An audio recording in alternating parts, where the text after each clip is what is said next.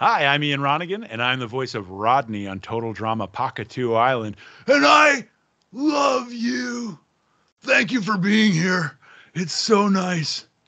What was the other thing you wanted me to say? Oh, yeah.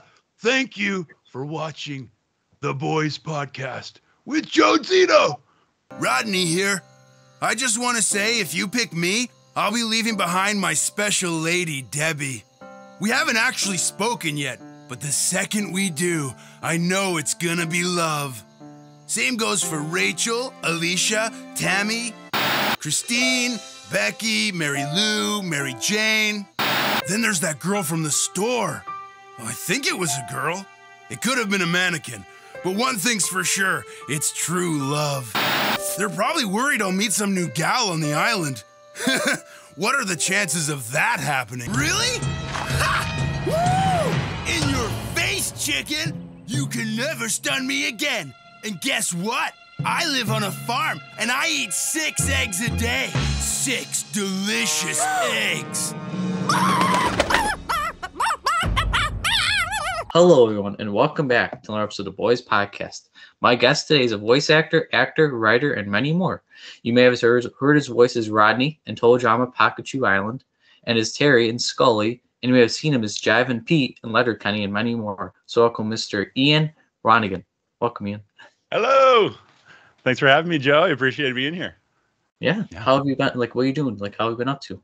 You know? Well, it's interesting. I moved, so I'm in Vancouver. Go Canucks. Okay. Go Canucks. Yeah. Go Wearing Canucks. our jerseys, sporting the team. Yeah. I'm from Vancouver originally. Okay. And I moved to Toronto in 2008. And then I moved back here in January of 2020. So I was there for 12 years, and I decided it's time to go back. Want to go back to Vancouver.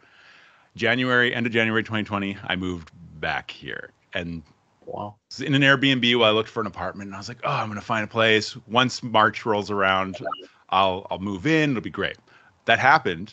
But of course, the pandemic followed right away. So I moved into my place on the 1st of March.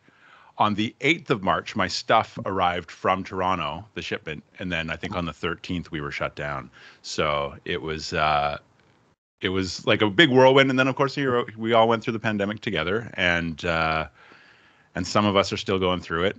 Vancouver's been really good for the most part. We didn't fully, we shut down for like 4 months, but then it kind of started getting rolling again, like restaurants and things like that.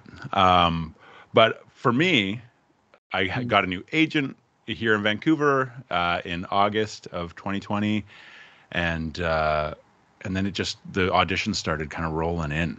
It became a good thing. So for me, it was a strong move to come out here.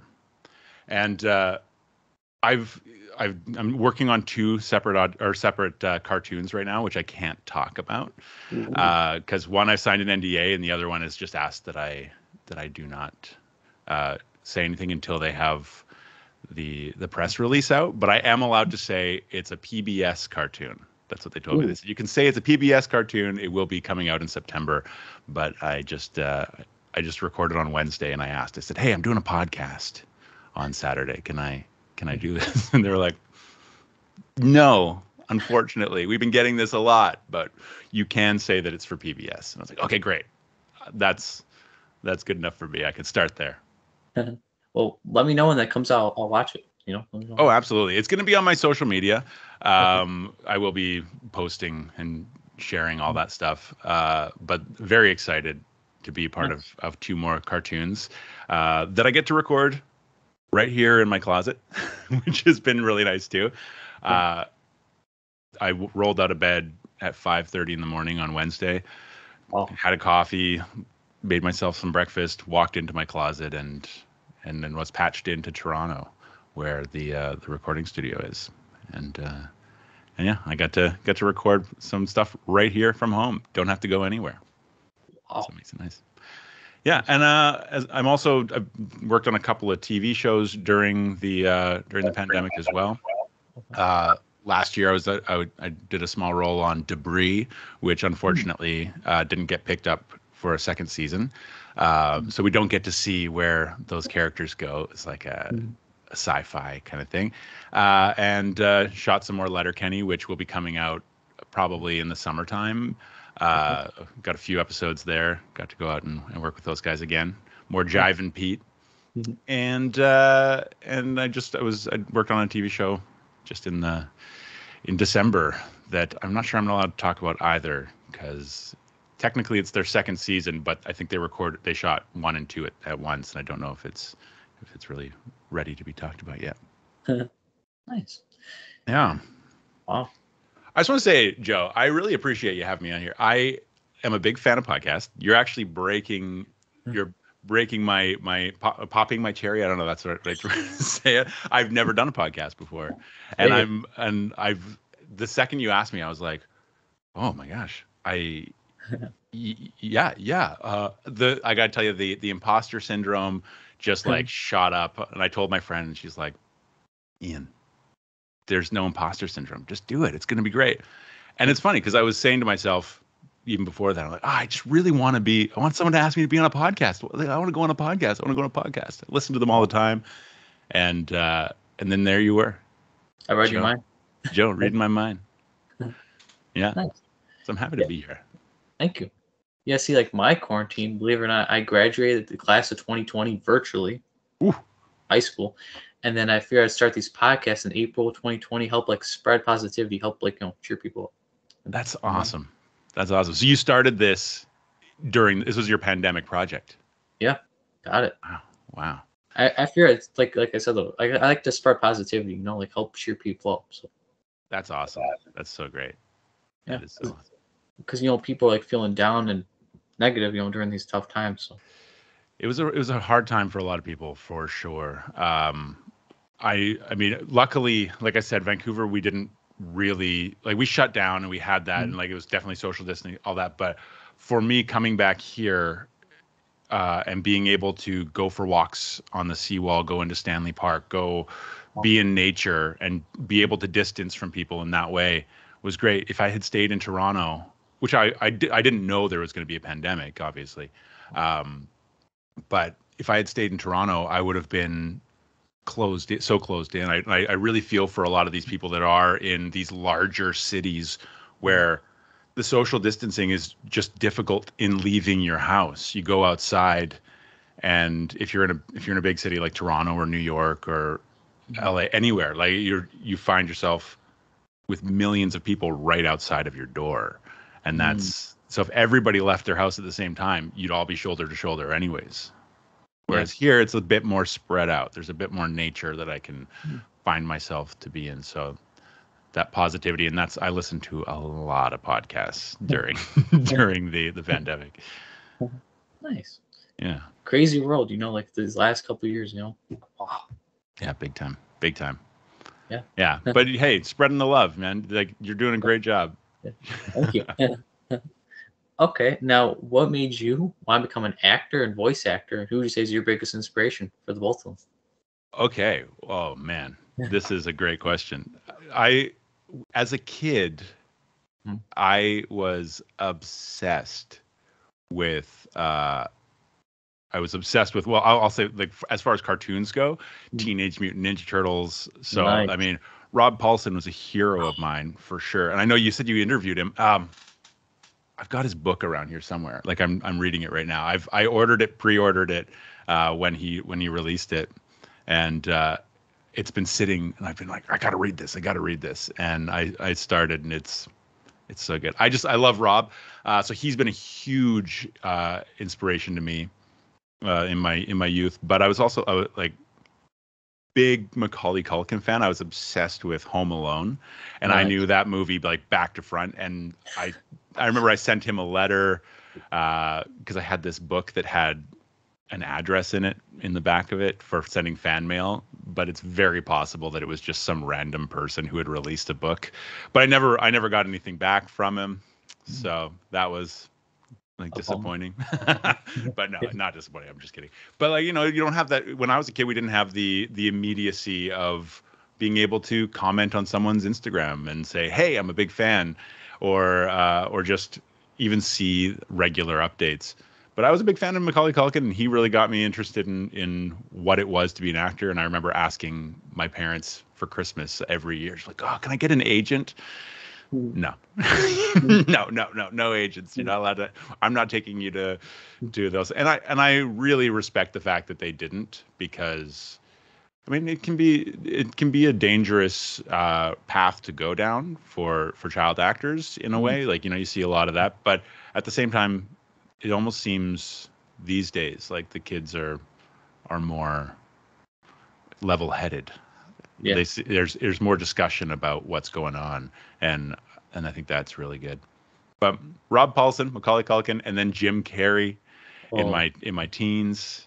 And once I got into high school and there was a theater department there, it was just like, let's go. Like, we're doing theater every chance we get. We're going to be in that room. We're going to be writing. We're going to be acting, singing, doing whatever we can to try and make this happen. Wow. So, yeah, that's kind of how it got going for me. And then once I was out of high school, I moved on I went to Vancouver Film School briefly, and then I started working in my Joe job. But yeah, I was working serving tables, and I remember my boss there being like, this needs to be your priority. We need to know that this is your priority. And I was like, oh yeah, I'm here. Got to make money. And I worked there for 2 years and didn't do any auditions. I wasn't pushing myself to be in the industry. But I continued to call myself an actor, but kind of go, yeah, I'm an actor. Yeah, I'm an actor. And every time I would say it, I wouldn't really believe it, because I wasn't doing anything to push myself towards it, even though that was the reason I was out here doing my thing. And once I decided, after a year and a half, 2 years, I started auditioning for things. I started reaching out to film schools and looking on. We have a website here in Vancouver called the Vancouver Actors Guide, and I was on there looking at what auditions were happening, and started going out, and I started booking little things here and there with these small project short films. And my work was like, you can't have the weekend off, you can't have these days off, you can't do this. And I was like, no, I gotta leave. If you're not going to support, if you're not going to just even let me do this. And I had friends at work that would take my shifts, and I was really like, these guys are helping me out. So it really showed me that my work did not want to support me, because the shifts were available to be covered. So I went, you know what, I'm out. I quit. I went and I worked at a coffee shop where they were much more willing. And this is sort of when I learned that when you let go of something that is holding you back, it opens things up. When you tell the universe, I mean, I don't necessarily believe in necessarily putting things out in the universe and having it come back to you. But when you make a big change and you do things for yourself, things come from that. You know what I mean? And I did that, and I started booking little jobs that actually paid at that point. And I was like, oh, this is great. Then I made the choice to move to Toronto. And when I moved to Toronto, that's when it opened more doors for me. You just make these decisions and these things come. I feel like I've gone off track of what we were talking about, but it all led into my brain into that thing. But I have noticed that anytime I'm in sort of a rut, even if it's within the industry. I was doing in Toronto, I worked for a place, it was a murder mystery dinner theater, and I loved it. We had so much fun. I worked there for 4 years probably. And it was just Fridays and Saturdays and the occasional job, doing corporate events where it was 50% improvised. So we had a script for the murder mystery, but we'd go around and we'd chat with people in between, and they'd ask us questions, and it was comedy, and it was hilarious. We had a great time. But it started to be like I was able to call myself an actor. I was able to do it, and once I felt like, no, I'm an actor. I'm getting paid to do this. I am working. I'm working. But once I said, okay, I got to move on from this. This has been taking up a lot of my time and my energy. Once I moved from there, again, more things started opening up. It's just it's you have to put yourself outside of your comfort zone sometimes. As I'm sure you've realized too, even with this podcast, it's uncomfortable asking people to come on and do this. You're like, okay, I've got to approach this right, you know? I know it. Yeah. I've got on my wall in my hallway, I have I bought an original animation cell from the Teenage Mutant Ninja Turtles, and it's got Donatello, Michelangelo, and Raphael front and center there. So it's like my pride and joy. I love it so much. But I actually do. I'm noticing because you got Rodney behind you. I've got a Rodney behind me as well. Actually, this is my first piece of fan art that I was ever gifted, and it's been on my wall. A guy named Jonathan Bateman. That's really good. Yeah, he's in London. He sent this to Fresh TV. That they're the producers of the show. Oh boy, am I gonna be able to hang it back up? Oh boy, I don't know. Oh, there we go. But yeah, it hangs right behind me. Yeah, just oh no.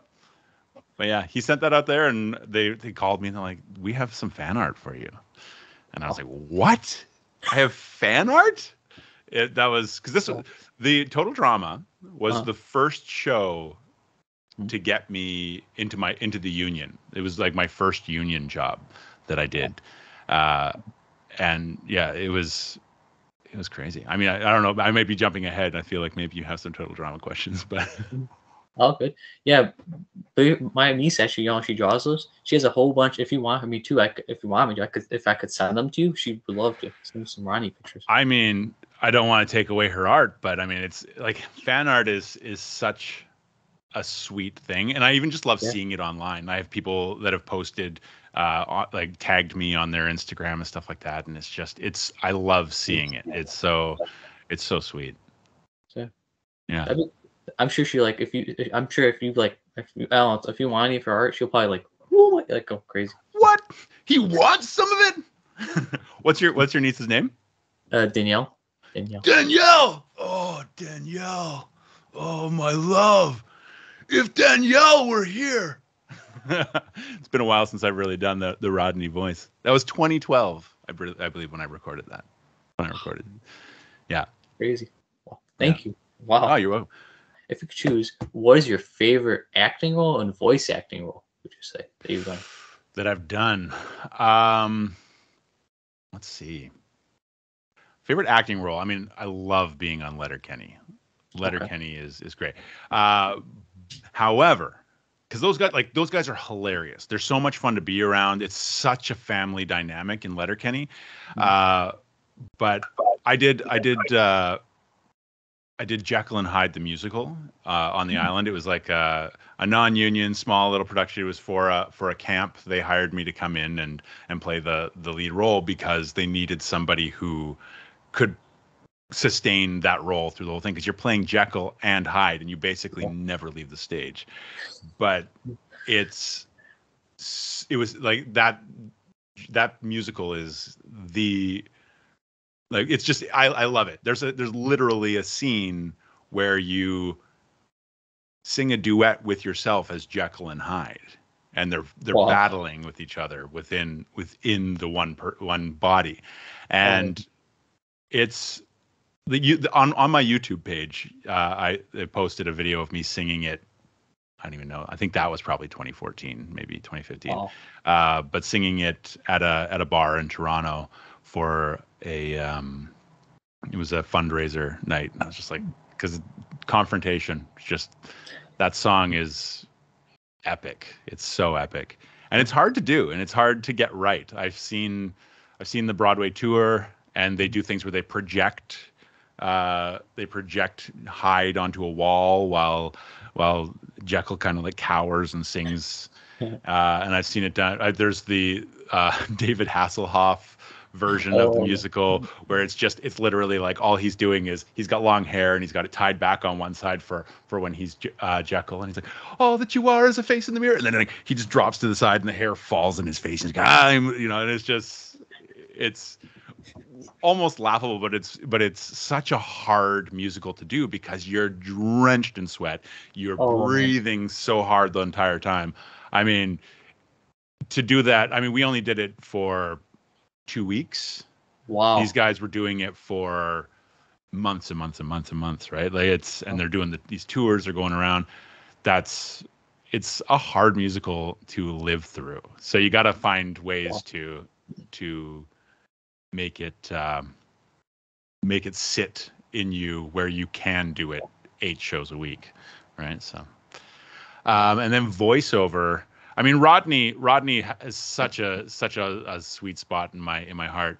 But I was the voice of Tim Hortons for a while here in Canada. I don't know if you even know Tim Hortons. Isn't it like a coffee place, maybe? It's a coffee and donut shop, sandwiches now, like all sorts of stuff. It's funny because it was my very first job that I ever worked was at Tim Hortons. Wow. Full circle. And then I ended up as the voice of Tim Hortons. But yeah, it's a Canadian institution, the Tim Hortons.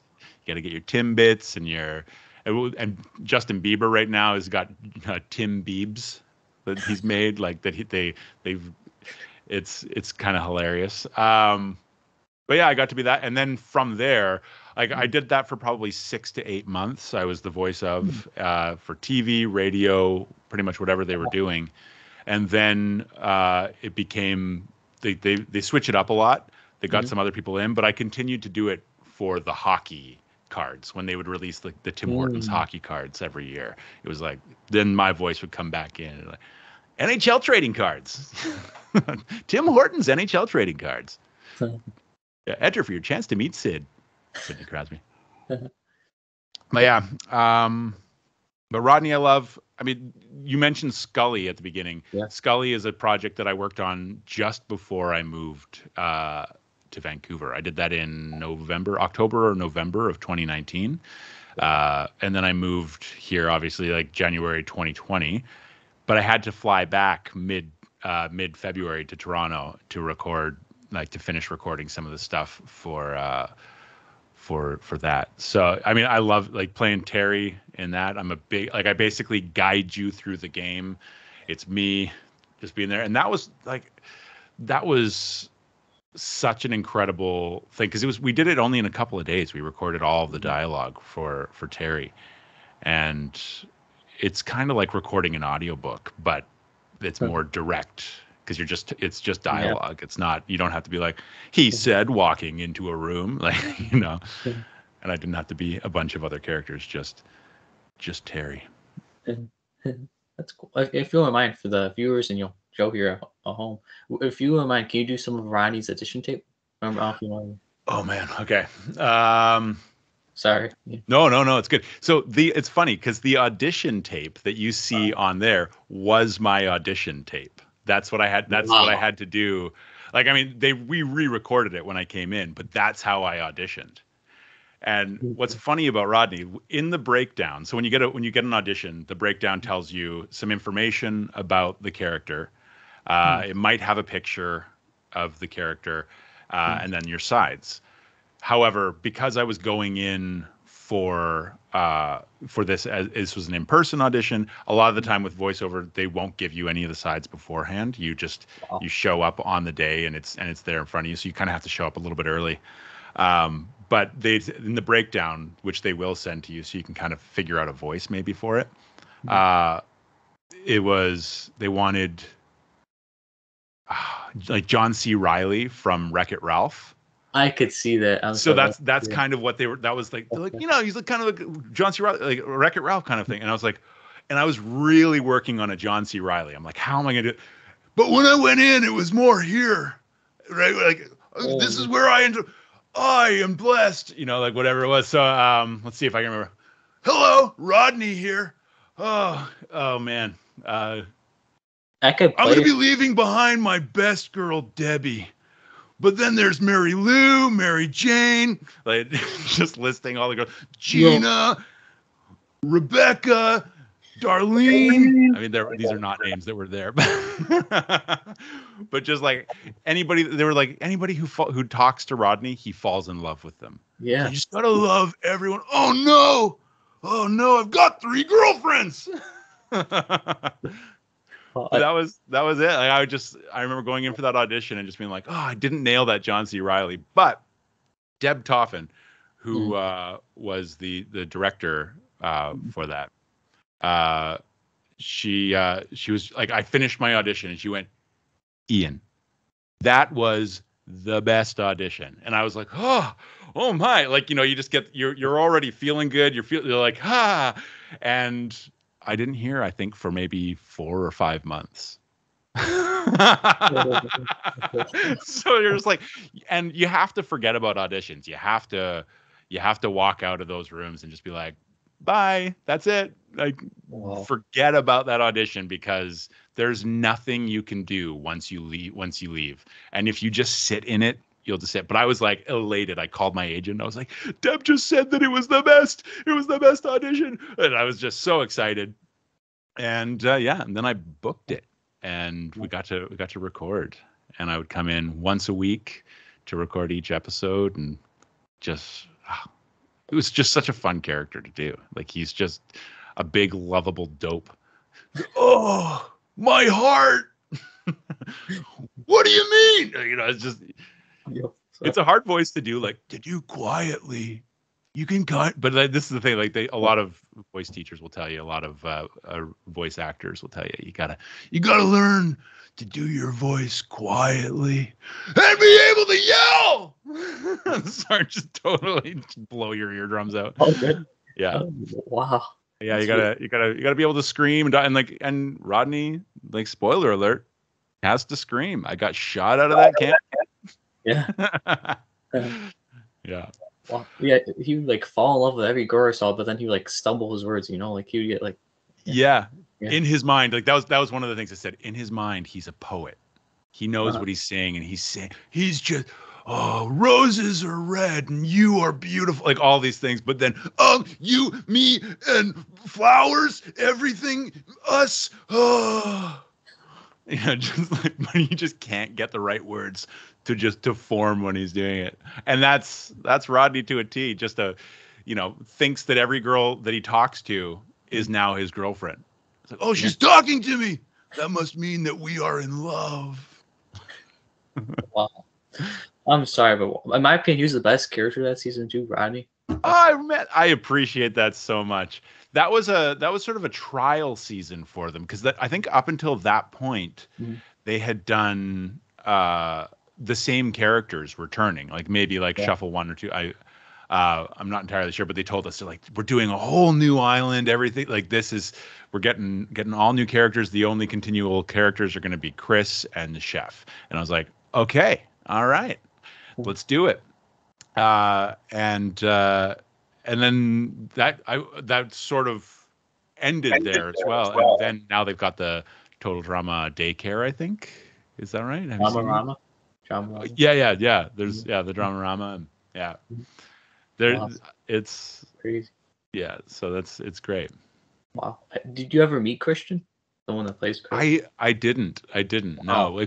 So we recorded all of this solo. Like, everybody was just by themselves in the booth, just reading your lines, going through what you do, which happens a lot. But then there's also there is also times where you get to be in the booth with other people, and you are actually reacting off each other. And those ensemble pieces are the best. I've gotten to do this. So the two cartoons that I'm currently recording, they're kind of done piecemeal like that. There's mostly been those characters with me in the booth. Whereas, but obviously not in my booth, in my room, but you get them in your headphones. They're on the Zoom call. You can see them all in their rooms. Like, it's awesome. So, like, when you do that, you get to hear the line coming at you, and you get to react based on how they're saying it. Whereas for Total Drama, you have to imagine Mhm. how they might be saying that line leading into it. But what's great with Rodney, what helps with him, is that he's not really reacting to what they're saying anyways, because he's not hearing them. If they're saying words, it's like, they love me. Oh, so you don't really have to worry about it. And then Scully as well, the video game that I did last year or 2 years ago, 3 years. I have real trouble now at this point. Time flies. Well, the pandemic, it's like, oh, it was last year. No. That was now 3 years ago, almost 2.5 years ago. Yeah. So, well, actually, wait, what's the date today? The 19th? I think I recorded the last of the stuff February 15th or 16th or something like that. Wow. For Scully. But Scully I'm talking to a little skull. You are the skull.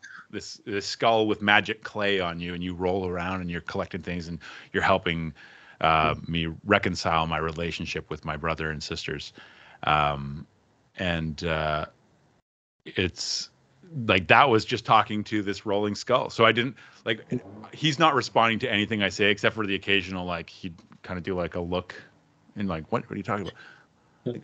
There's one moment that I love in the game where one of my sisters, Wanda, she's like, I could hear you coming from a mile away. You are so loud. And I'm like, was I? And I like look at Scully and he goes, yeah. Like, he just nods his head. And I'm like, yeah, all right. Like, all these little moments of being like, geez, Scully, I told you to be quiet. And he hasn't said a word the entire time. Doesn't even make a peep.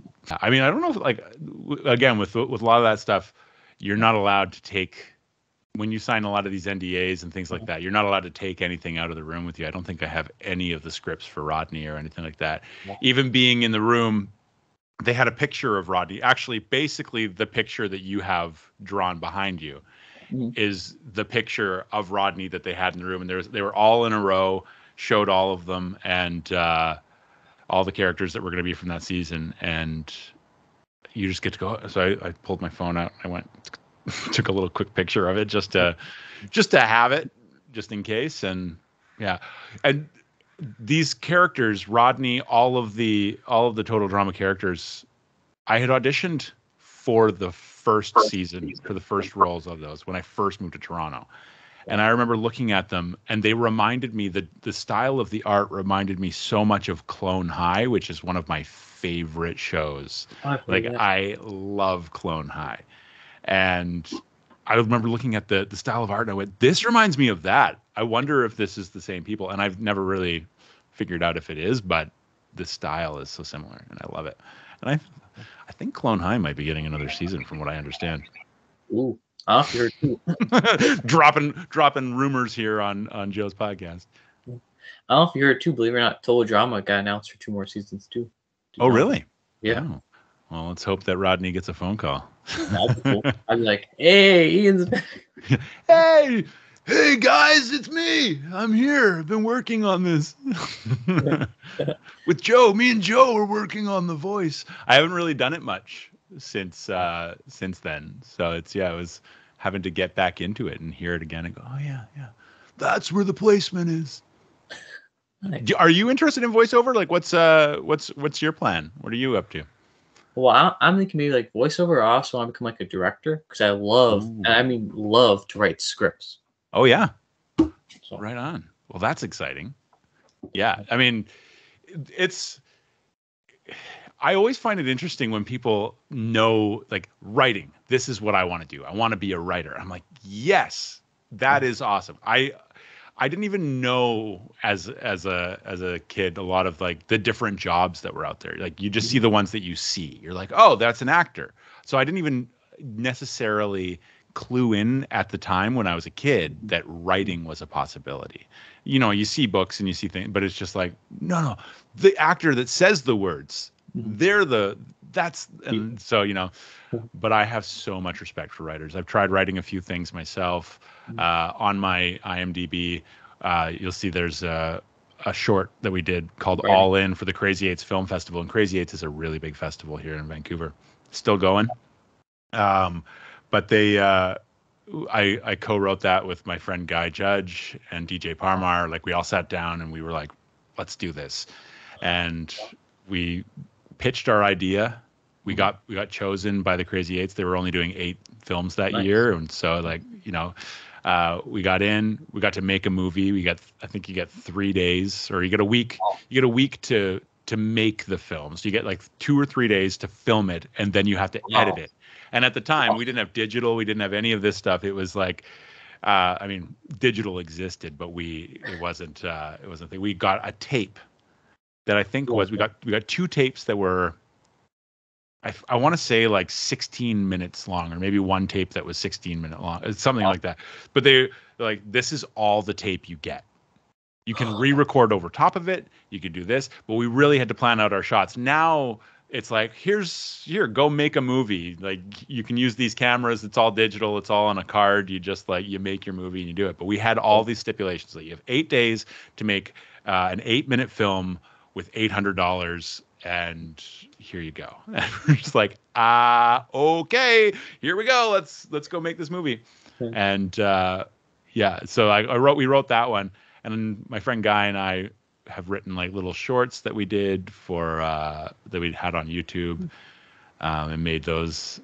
But other than that, like the writing, I'll write little things here and there for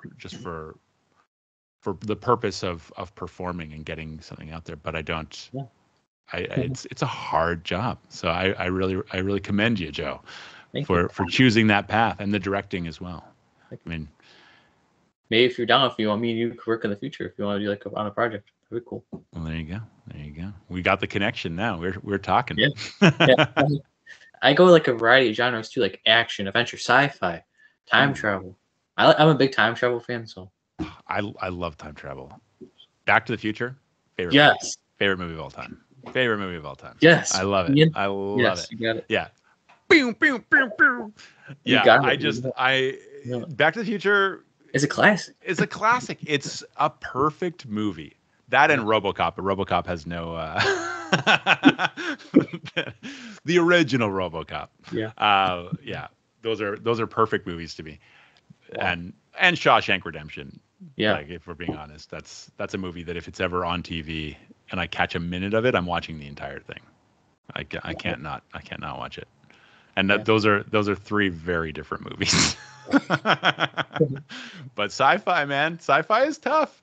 They say write what you know, and I have real trouble deciding what I know. It's like, what do I know? What do I know for sure? So I'll write, like I have a short that I made with my friend Ali, that we shot in 2019, like spring of 2019, that is called X's. Because I know about X's. I've got some X's. I can write about me being a jackass, and trying to reconnect with X's. Sure, I can do that. Zemeckis is like one of my favorite directors. Like, I realized that he's one of my favorite directors because I'd be like, oh yeah, I love Forrest Gump. Oh, I go on this list of like, that's Zemeckis. Okay, yeah, then Zemeckis is my favorite.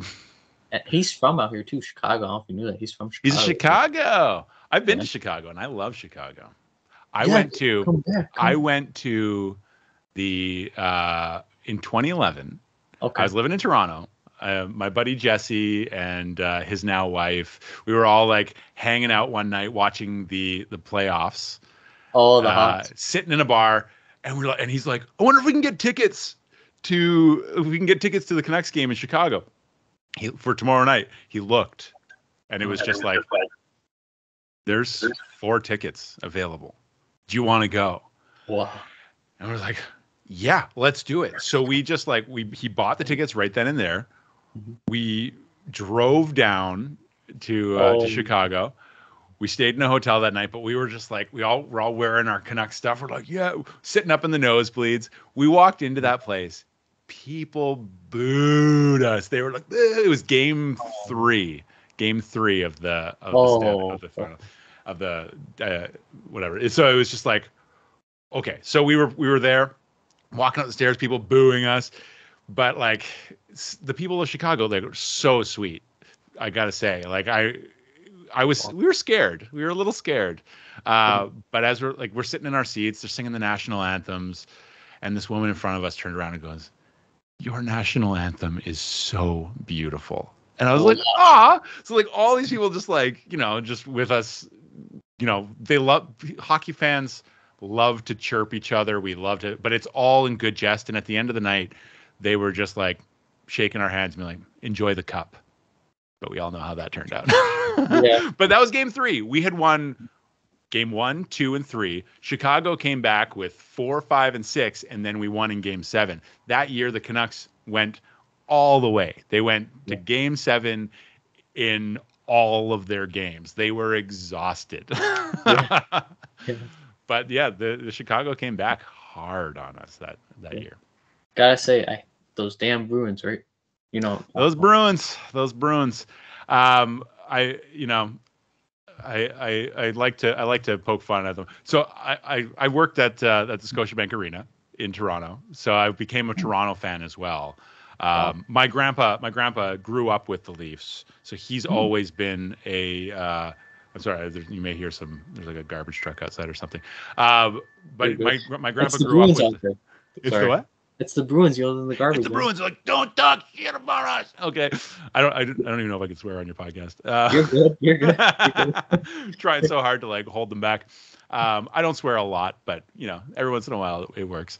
But yeah, my grandpa grew up with the original 6, so he's always been a Leafs fan. And all of my uncles, my dad, my cousins, they all were like Canadiens fans. And I don't know if it was just to be in opposition to him, but they were all Canadiens fans. And so my grandpa was like, and Papa, he was just like alone. He's alone with it all. It was just him against the rest of the family. And they're all Canucks fans as well. Although my cousin, he's like, he has season's tickets to the Canucks, but he and his kids go just to chirp the Canucks. They root for any team but the Canucks. I know.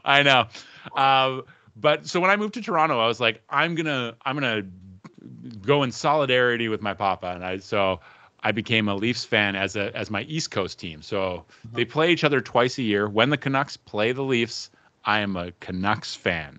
But when it's the rest of the year, I can root for the Leafs and I can root for the Canucks because they are not in competition with one another. Yeah. Anyway, I was working at the arena. And I was bringing some food down through the lower area, lower bowl, behind the scenes where the Bruins were kicking the soccer ball around. They do the warm up. They're kicking everything around and bringing the food down for the private suites. And Marchand goes, "Hey, everybody, back up. Let him through. And I move through, and he just goes, "Whew, smells like hot garbage."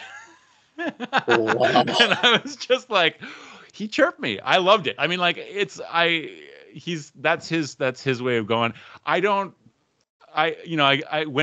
When it comes to the competition of it, it's like, screw you guys, let's go. But when it's like, off the ice, it's it's all fun and games, right? Like it's a game. Wow. So and it's one of the things I appreciate about hockey is that they're all at each other. They will be vicious. But as soon as that like it's passed on from, you've won this series. You've won this series. Like it's all handshakes and they're like, "Hey man, enjoy it. Yeah, good game. Like that's, they're punching each other in the face, but then they're hugging each other afterwards. It's like, "Hey, that was a good fight, man." Like and I love that. I love that about hockey. Like that it's a brutal sport, but they're on the good side. But yeah. The Boston fans, they're aggressive. When you watch those games, they are loud. They know how to intimidate. They know how to intimidate, and you gotta love that. You gotta love the intimidation. Yeah. Like I wish that our fans, the Canucks, the Leafs, whoever, I wish that they would all join that. It's the same thing. Like with the Leafs, we had a similar situation with the New York Islanders, where we then suddenly would have the Leafs would go to the Islanders and they would just be like, boo! And they're just screaming, and you're going, man, like you could barely hear the announcers talking through the television because they're so loud. You're like, wow, this has got to be like this has got to hurt. You know what I mean? Like, yeah. So wow. Sorry, you were saying? No, go ahead. No, I was just gonna say, because like I'm a Canucks fan, I'm a Leafs fan, but I had an ex who said, "You're not a fan of these teams. You're a fan of the clothes. You like you like the clothes." Because I remember, it was probably, I don't know, 6 years ago or something like that, maybe 7. The Oilers came out with their orange jerseys with the blue, with the purple, and I was just like, oh man, those colors, they look awesome. Like Oilers we are in direct competition, but I was like, I love those jerseys. And she's like, you like the fashion of hockey. You don't like hockey. You like the fashion of hockey. I'm like, yeah, fair enough. I like a good logo, and I like a good color combination, but I also love the game. Nice. Yeah, when I ask you my sports question later on, believe it or not, I'm the only Canuck fan of my family, believe it or not. I believe it. Being in Chicago, you can't. There's not going to be a lot of Canucks fans, I imagine. My brother, though, he's weird. You know who his favorite team is? What? The Wings, the Red Wings. The Red Wings. Yeah, again, that's another original six. Like, I understand when original six, there's original six fans, but the Chicago Blackhawks they're original six too, aren't they not? Mm-hmm. Yeah. So that is interesting. But I wonder if it's similar to like my uncles being Montreal fans with my grandpa being a Leafs fan, where it's like just to have that chirping in the living room while you're watching the game, like, oh, they're gonna get you. They're gonna get you. We got you tonight. That's what makes hockey fun. I love being in a bar when a big game is happening because you get that competition. The Leafs were at the Rogers Arena last week, 2 weeks ago. Okay. Last week, and they were there was an equal amount of Leafs fans to Canucks fans, to the point where when they would go Canucks go, and the Leafs fans would start going go Leafs go, it was just like you couldn't make out what any words were. It was just like a mash of both teams rooting for both fans, and I love that competition of looking next to you and going, "You're out of here. Good game. We got you." That's what makes sports fun. And if you take it too much more serious than that, then it gets into a dangerous territory, I think. You'll see why I'm a Canucks fan later on. I'll tell you why. You'll like the reason. I'll tell you why. Okay. I look forward to it. Favorite total drama character other than Rodney? Of course, the chicken. I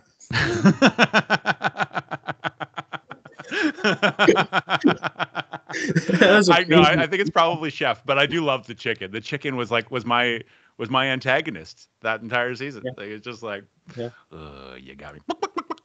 I did okay. Fun fact: at the beginning of Total Drama Pocket 2 Island, there is a moment where I can't remember exactly what's going on, but they show an outhouse and a guy comes out and flops down face first. I voiced that character too. Really? Wow. They were just like, we just need someone to do something. Can you do this? It was just like, you just got to be like holding your breath, like something like that, and it just flopped flat on my face. But yeah. The only things we managed to save were the outhouse confessional and the horrific butt smells that live inside it. Because when you book a role, they get you for your voice. But they get 2 for free. I think it's 2 characters for free, where they can just have you do another, at least in Canada, at least with ACTRA, our union. So they pay you for one, but they can have you like do a couple of other voices. And it's always amazing when they ask you to do it. I love it.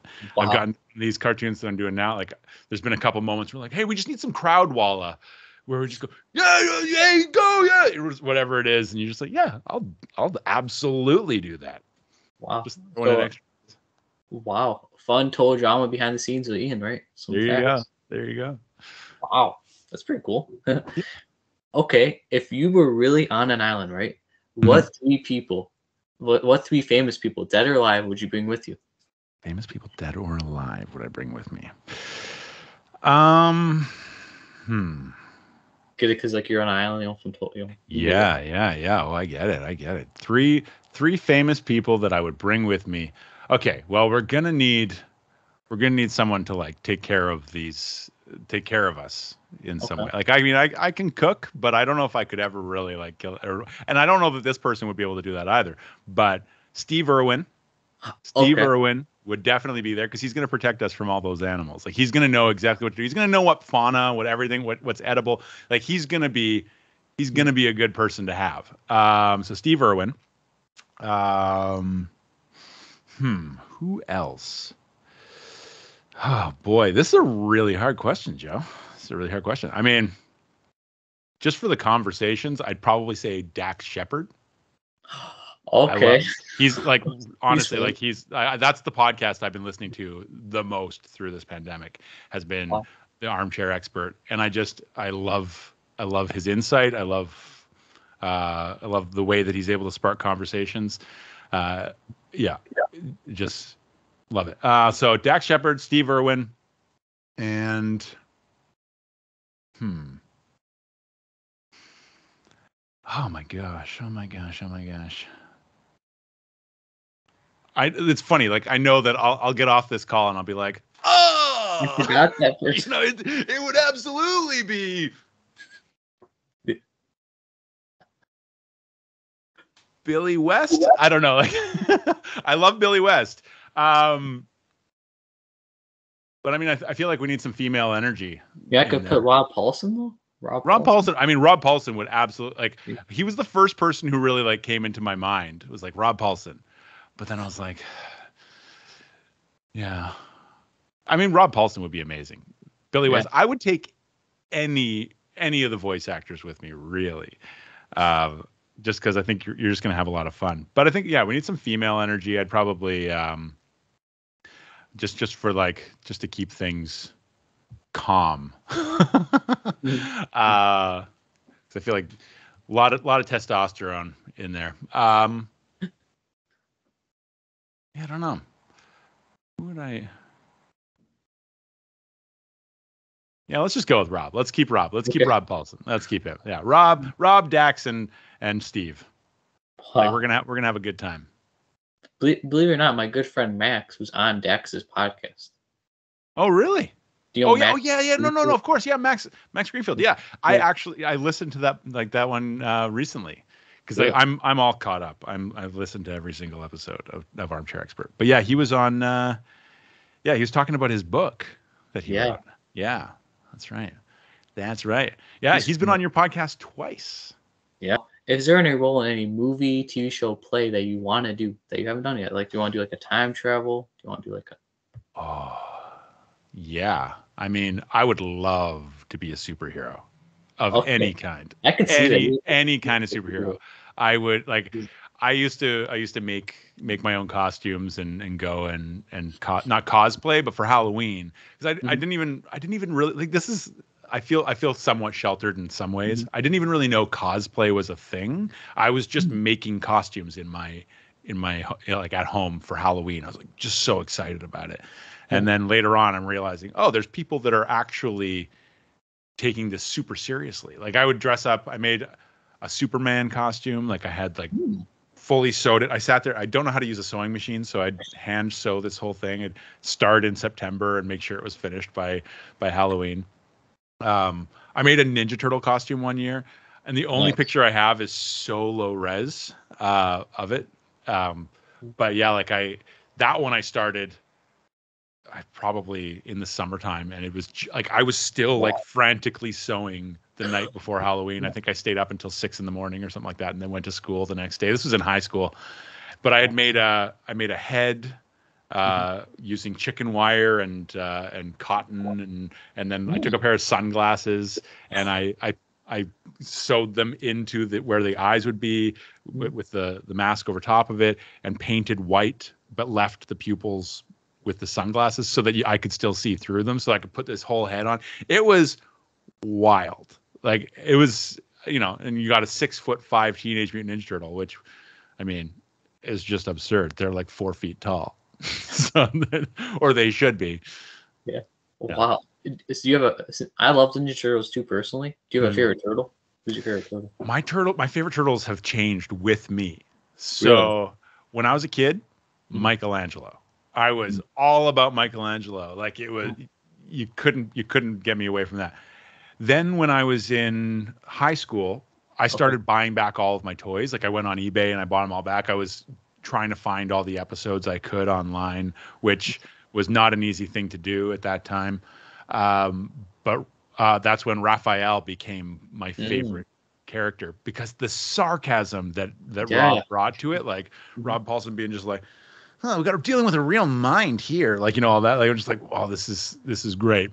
And then as time went on, then the 2012 Ninja Turtles came out, and Donatello. I mean, again, we're talking Rob Paulson, but I mean, like, I loved all of the Turtles. The way that they separated their personalities so well for the for that 2012 one. Like, that was a fan made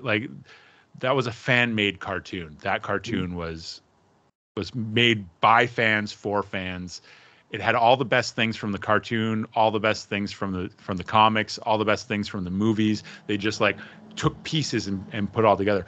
But Rob Paulson as Donatello in that, just like, it made sense. It just made so much sense. And that's when Donatello really became my guy, because I'm like, I love tech. I love, like, all it was great. That's it's morphed with me. Leonardo has not that he's never been but like the leader thing, like, it was just like, he's the leader of the group. Yeah. That was just never something I aspired to do, even though I've ended up being the leader, like, in projects or things like that. Like, I will take a leadership role, but I don't want it. You know what I mean? And like, so, but I will say, I saw a comedian at a Yuck Yucks amateur night many years ago, and I don't know his name because it was an amateur night, and he just went up and he did his thing and left.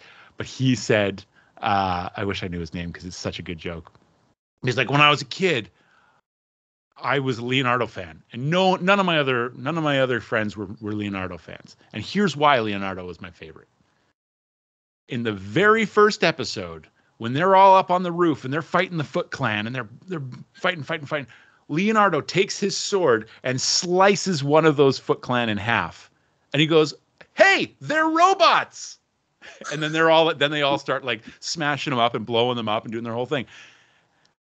Until that moment, Leonardo did not know they were robots, but he sliced one in half anyways.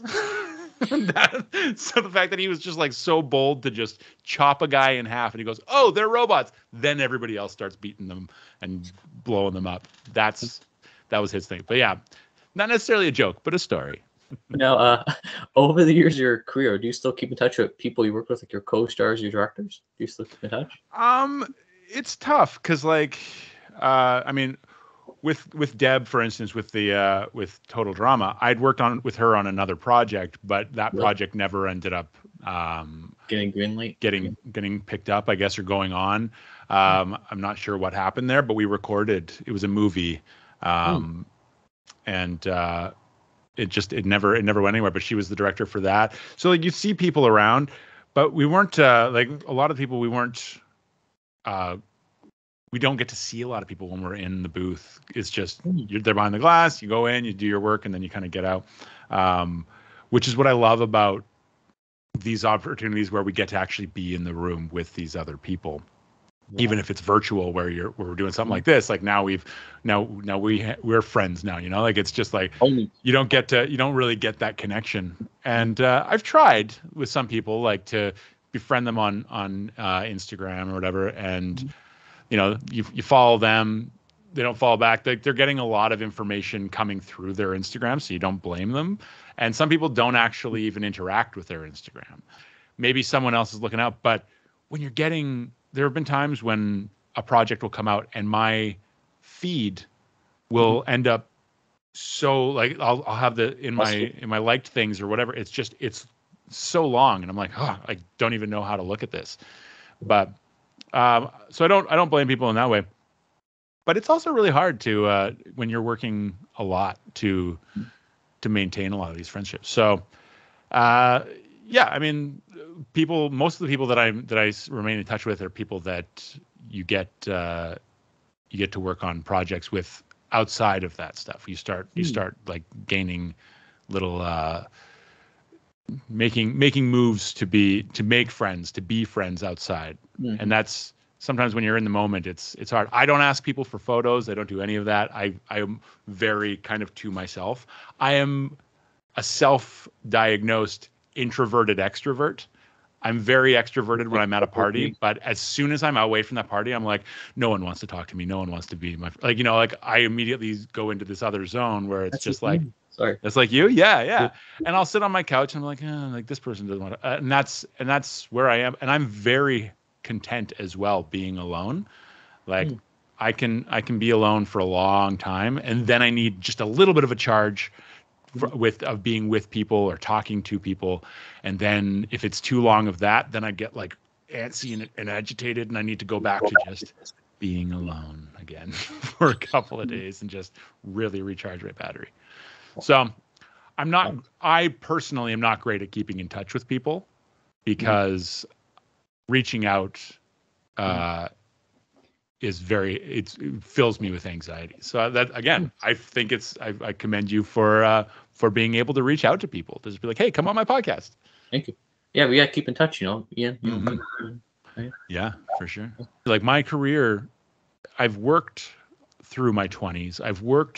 But once I got into my 30s, that's when things started working. Like I'm 38 years old, and my career is just kind of getting rolling. Like I'm really going, like, it's like now I'm working a little bit more consistently. I'm getting these jobs. And part of that I've always equated to the fact that I've always kind of looked young, but in my 20s, I looked like a teenager, but I was 6'5". So you can't be, to see a 6'5", like people, for some reason, it doesn't like work out in their mind. They go, oh no, he's tall, so he's old, but he looks young. But it's like, but I've been 6'5" since I was in high school. So it's one of those interesting things. I should have learned how to play hockey, because then I would have been, in a lot of these hockey movies, probably, because hockey players are tall now. Yeah. Like you look at all these hockey players, it's like Daniel Chara. Yeah.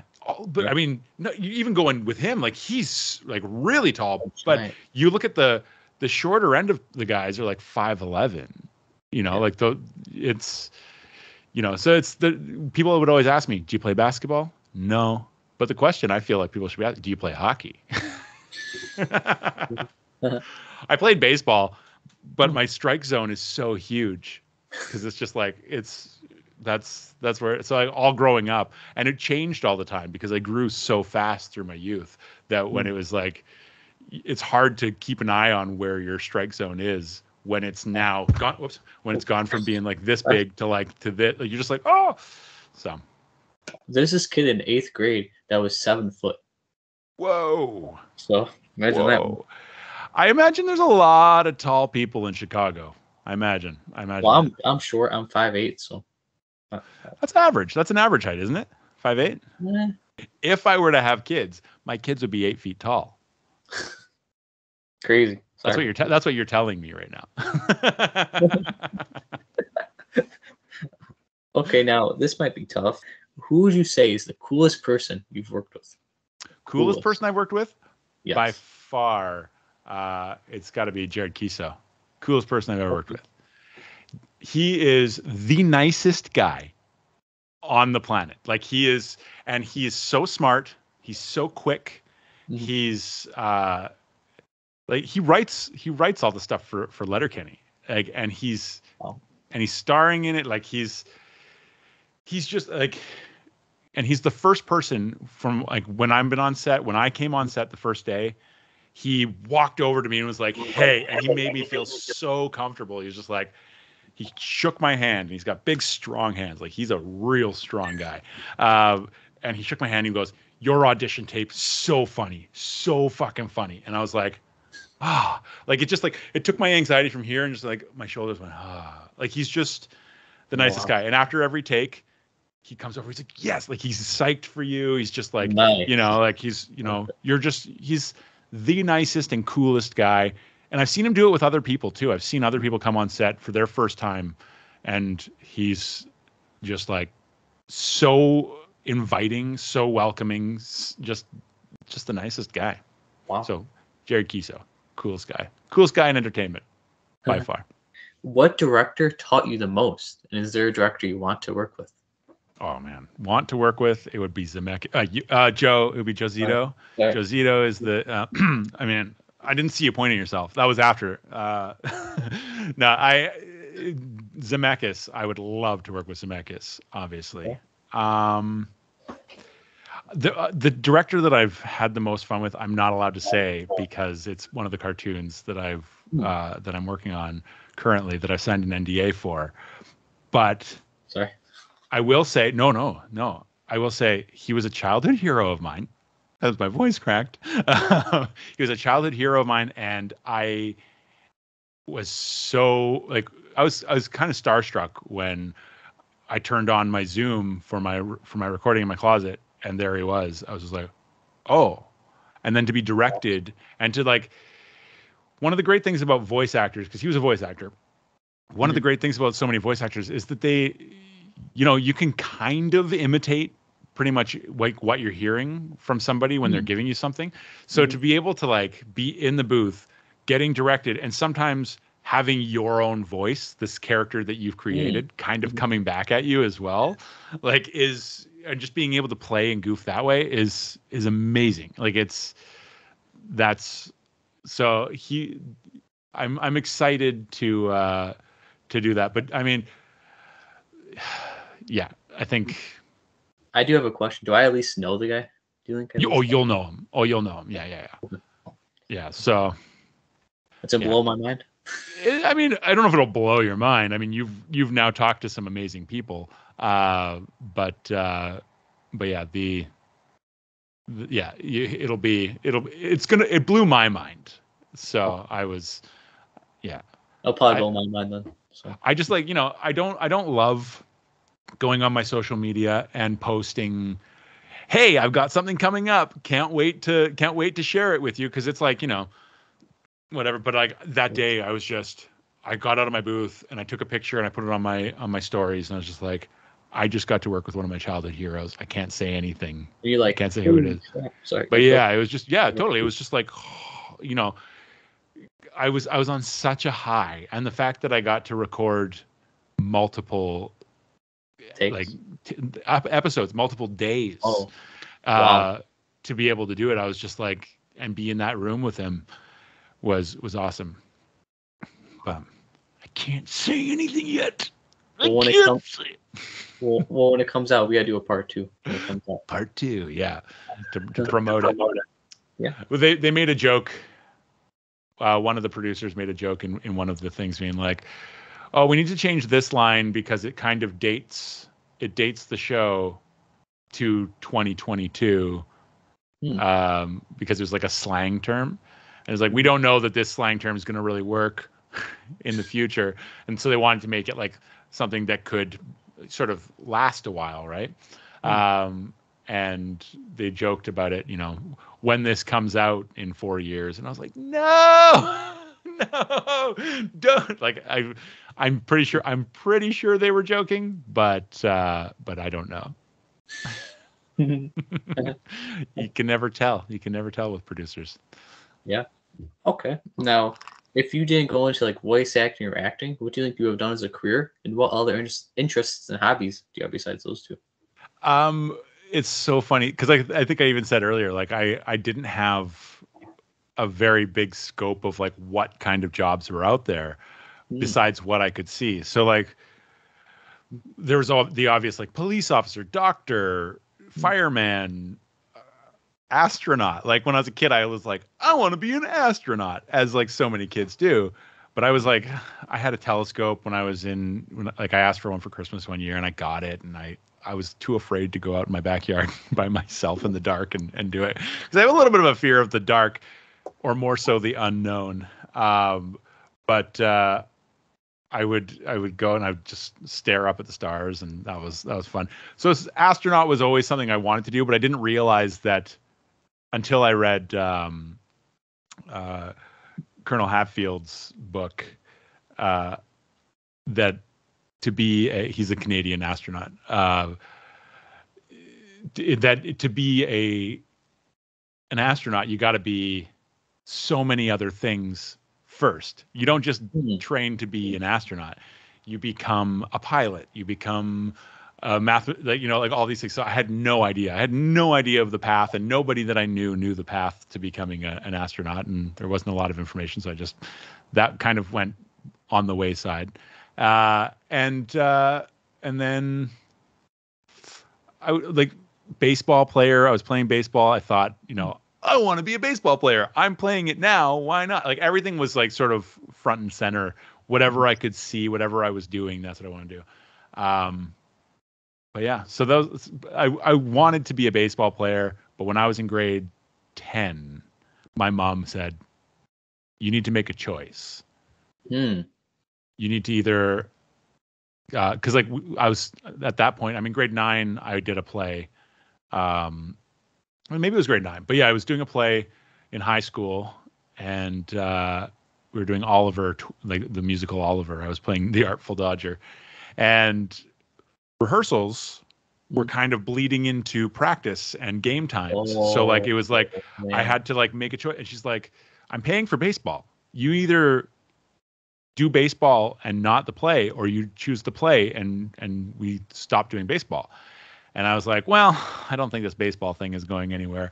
We had moved around quite a bit, and every time we moved, and I went into like a new baseball, I don't even know what you would call it, what they call it, but like the league of like the area that I would move into, I would always end up back at the bottom of the batting order, essentially, where it was just like, oh, I was a pitcher when I played in Burnaby, but when I moved to Vancouver Island, I got put in right field. It's just like there was, we don't know you. We haven't seen you playing. We don't know this. We don't know this part of you. So like, I mean, I played first base and pitcher essentially when I was younger, and occasionally catcher. But as I was growing taller, my legs were just like aching, and I couldn't stay in that position. So I was like first base and pitcher, and then I moved to Vancouver Island when I was in grade 7, and they threw me out into right field, and that's kind of where I hung out for a lot of the time until I was finally given an option of playing second base, which was great because I also had the reach. When you're playing second base, you got to be able to, like, if a ball's flying past you, you got to be able to reach out and grab it. And luckily with that reach, I was able to do that. But yeah, it was very clear. It became very clear that baseball was not going to be my my path. So that's when I went on to being an actor. Wow. Do you have any other interesting hobbies? Like, do you like to like draw, write? I do draw. I do. But I don't draw often anymore. Every once in a while, I will draw something. And I usually post it on my Instagram if I do it. But I did a few years ago for my voice teacher. She was a big fan of elephants. She loved elephants. And I drew her an elephant when we first, for Christmas, as a Christmas present. I drew her an elephant in, I think, the first year that I was with her. And she loved it. She put it up on her wall. And so it was there. And then probably 5 years later, I drew her another one. But this time I used my left hand, and I sat and I was like, I just wanted to try it. I wanted to see if it was something I could do, was to draw something with my left hand. And it takes like a completely different part of your brain. But I sat and it was the first time I really slowed down to draw, and I sketched it out. And it's the best drawing I have ever done in my life. And it was done with my left hand. And it's on my Instagram. Let's see if I can quickly pull it up. I'm actually left-handed, so. Are you left-handed? Yeah, so I was using my non-dominant hand is what I should say. Okay, so let's see here. the only also lefty in my family too. Oh, really? Yeah. Oh, that's interesting. That is really interesting. Okay, so here is. Do I have it here?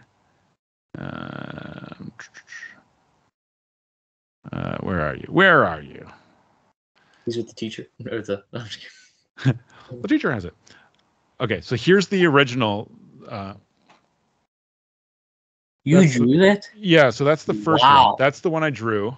That's really cool, Ian. But wow, that's really cool. That was the that was that one. And then I drew with my left hand. Okay.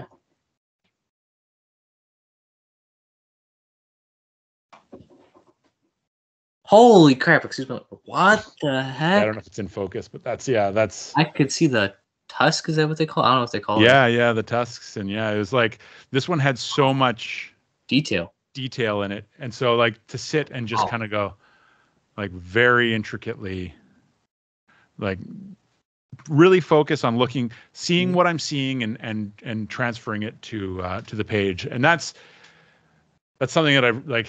It will sometimes really calm me down to draw but I need to be inspired by something. I'm not great at just picking up a pencil and drawing for the sake of drawing. Yeah. And I wish I could repeat. I wish I was like, I had that thing in me where, animators, they animate and they're able to redraw the same picture. Yeah. And basically like, they're not basically, they're making it move and they're doing like, I don't have that skill. And I'm sure maybe if I had gone to school for it or something, I could have. But yeah, so I did that. And I play a bit of guitar. Like that's really helped me get through the pandemic as well, was having my guitar with me to just play and sing. I love to sing. There's stuff on my Instagram. People can go to my Instagram and watch some things, but I can also send you something if you want. But I do. So a friend of mine got me on Twitch. I do occasionally go on to Twitch and just sing and play my guitar. So you can go to my Twitch, which is twitch.tv/Ian Ronningen. Yeah. So that's someplace you can see me. I'll probably be there on Tuesday. So Tuesdays were initially the days that I would do it because before the pandemic, Tuesdays were often the days for open mic nights. So that would be kind of what I was doing. But yeah. Personally, I can't draw for crap, but my niece though, she could draw. Yeah, that's a great drawing. It's so well done. How old is your niece? She's, believe it or not, take a guess. How old do you think she would be with that drawing? Based on the drawing, I would say 10 or 11. Got it. 10 years old. Wow. Did she draw that recently, or is that? She actually drew that a couple days ago. Believe it or not. Oh, amazing. Amazing. She loves to, like I said, total drama. Like Ronnie's probably her favorite character, then Owen. You know Owen? Yeah. So yeah, those are her two favorite characters. Right on. Oh, that's so sweet. I wish there was more Rodney out there. Yeah. We just got that one season with the Pakatu family. Got it. Yeah. Okay. Now, you might like this one. Favorite band and/or artist and type of music?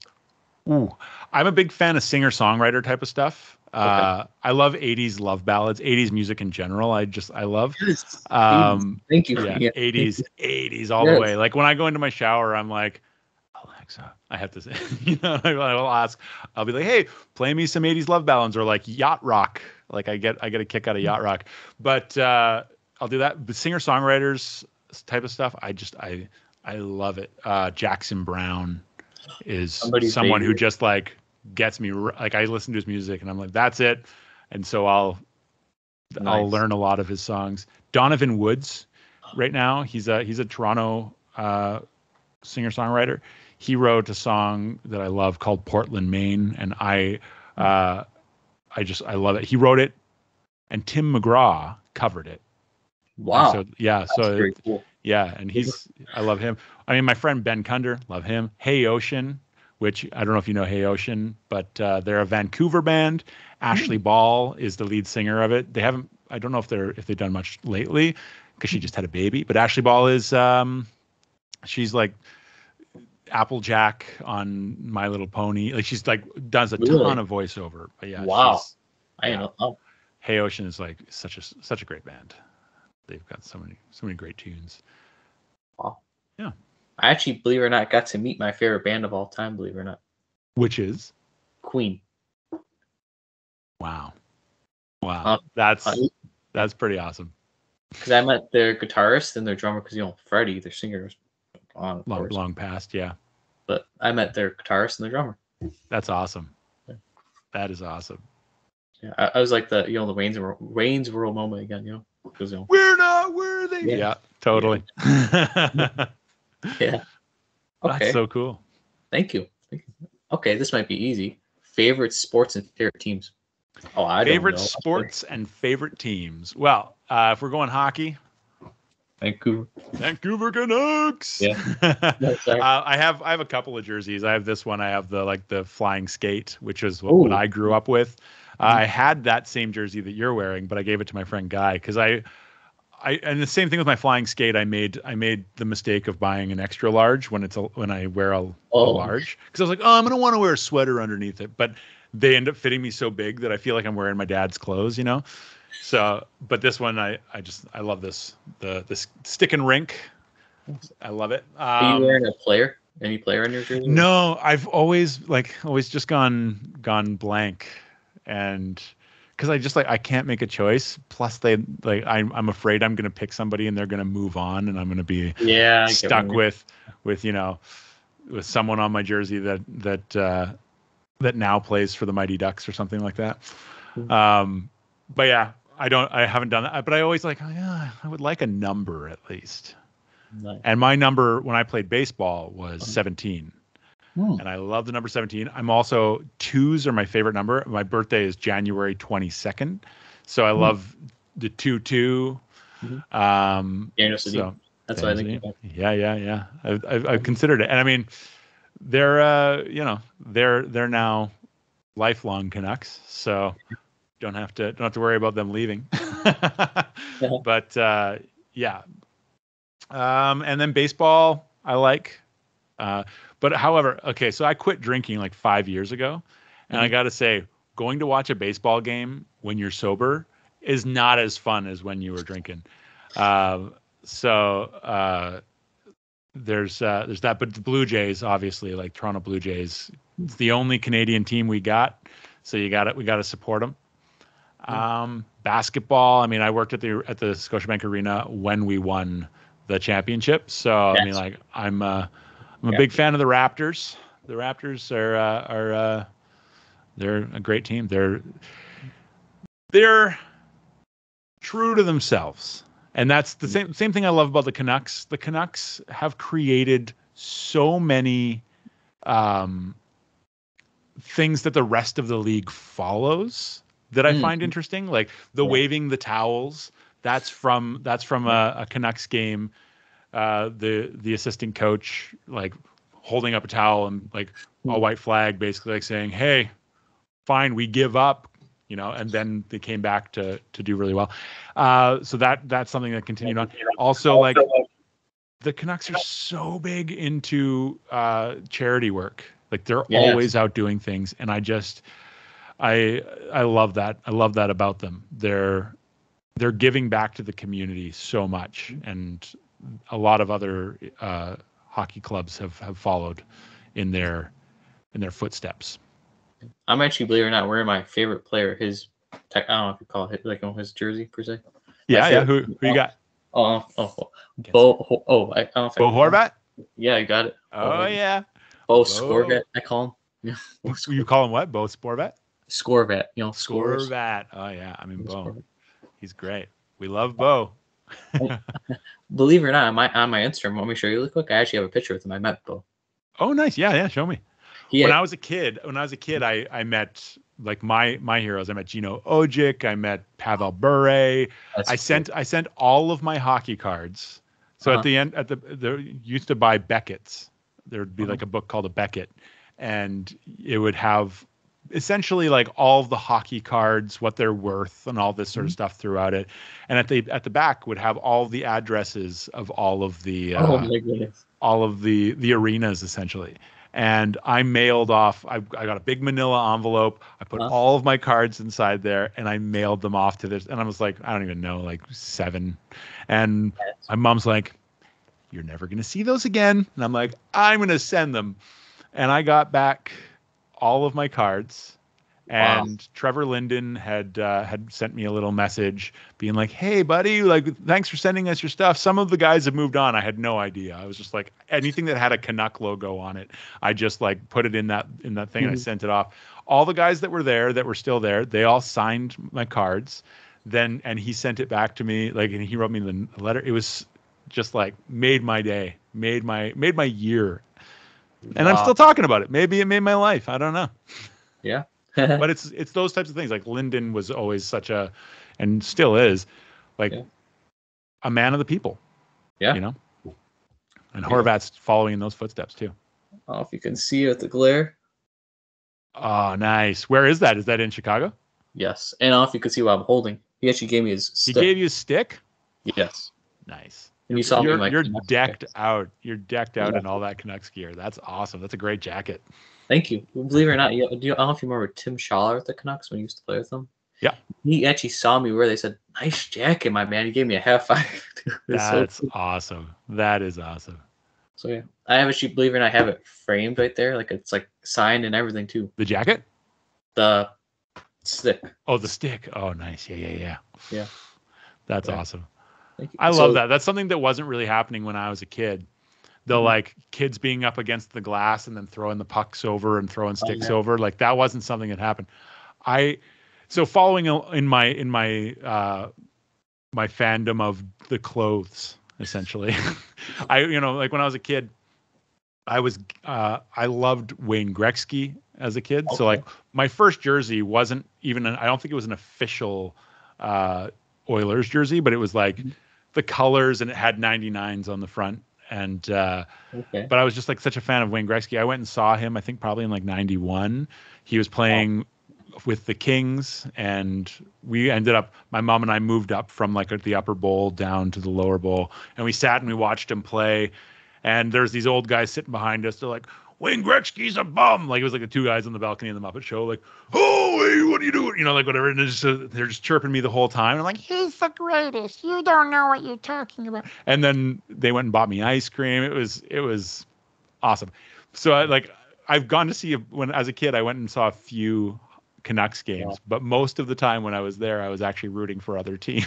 Because I was rooting for the Kings when Gretzky was there, because I was like, "Go Wayne!" And then after the Mighty Ducks 2 came out and Anaheim got their first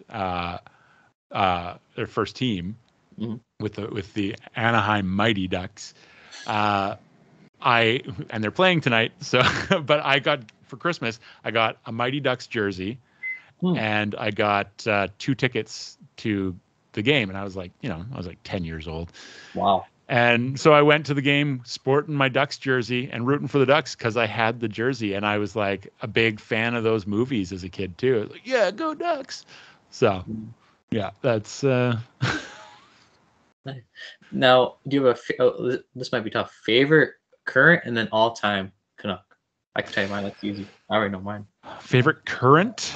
I mean, Horvat is like you can't go wrong, but I also love Pedersen. I love like Quinn Hughes. Quinn Hughes is like, I just, we have a really good team currently. And I mean, like they had a rough start to the season, but I mean, Bruce has really given them Bruce, there it is. After the second or third game that we won, I was walking down those halls going, the Bruce is on fire. I was trying to start that chant. It didn't pick up. But all time, I mean, Linden. I got to go Linden, but I also like Bure. I like watching Pavel Bure. Wow. It was awesome. But also, I mean, we had Cliff Ronning, who is basically the same as my last name. So I was always like, Cliff Ronning, yeah. Ronningen. I've often thought about just getting a jersey that says that with his number and Ronning, and then just throwing a little EN on the end of it. Ronningen. Yeah, see, like my favorite current Bo Horvat, Yeah. And then all time Marcus Naslund. Ooh. Yeah, that's a good one. That was like a range of years where I wasn't watching as much hockey was when Naslund was on there. Yeah. So I kind of missed out on that. Like I saw him like here and there, but Yeah. He's actually the reason why I became a Canucks fan. Remember? Yeah. So tell me about it. When I was 2 or 3, we were at the practice rink. I was calling Marcus. That's my parents said. I was calling Marcus. He came up to me. He said, "Hey, buddy, you want this? This is a stick." I was like, my parents were like, I was like so shocked. I was like, "Yes, please." And he was like so nice. He gave me a hug. I was like, That is amazing. from that day on. And then Scorvat, he gave you his stick. Like you're just collecting sticks. Do you have the Naslin stick up there too, or no? Yes. Yeah. Yes. So And from that day on. How many sticks do you have? How many sticks? I got Marcus. I got Horvats. I got, do you remember Corey Schneider? Oh yeah. Of course. I got his stick. I got, in my opinion, Tampa Bay. You just got one of those faces. People just want to give you stuff. Like, yeah. Oh, hey, you want to be on my podcast? Yeah, I'll be on your podcast. Oh, you want my stick? Yeah, I'll take your stick. And then I also got Tampa Bay legend Braden Point's stick. You know, Okay. Braden Point. I don't know Braden Point, but that's, I mean, the fact that they get like that's wild. They're nice, you know, like so cool. Yeah. You know? Well, but I think that's also that's again you reaching out to me, reaching out to Rob, reaching out to Max, all these people, like to be like, will you do this? Are you, the fact that you are so willing to reach out to people and be there is something that gives you, like, they see that and they want to support you, and that's what you're getting there. Like they're standing in front of you, giving you their sticks. It's wild. Thank you. Yeah. Okay, now this might be tough. Favorite food? Ooh, sushi. Sushi. It used to be sandwiches. I love a good sandwich, Okay. but I love sushi. Sushi is something that I could eat a lot of all the time.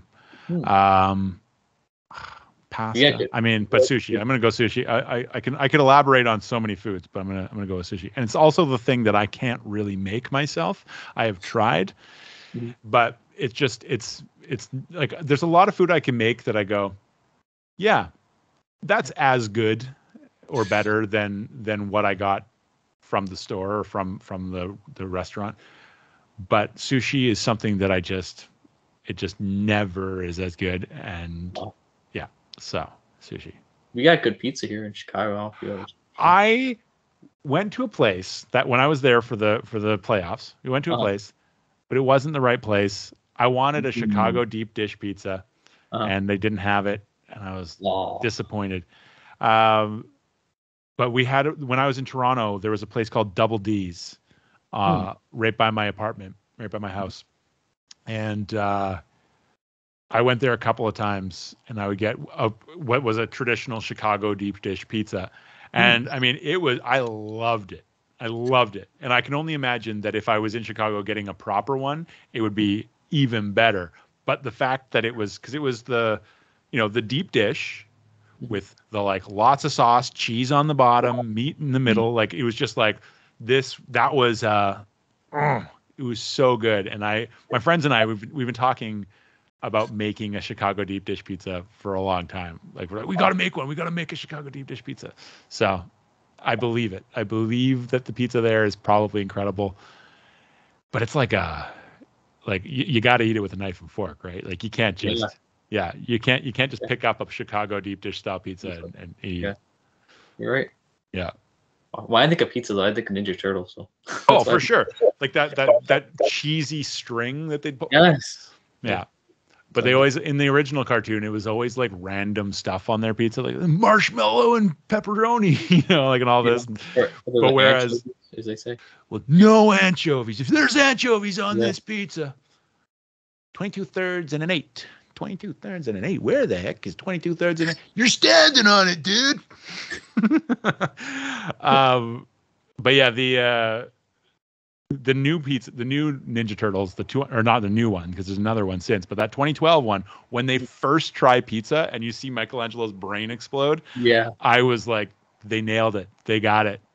And the fact that they were eating algae up until that point, I was just like, yes, they showed us the origin of the pizza pie and why they love it. Yeah, got it. So when I made my Ninja Turtle costume, there was a website at the time. It's still there, but it's completely changed. But it was the ninjaturtles.com, and they would do an art contest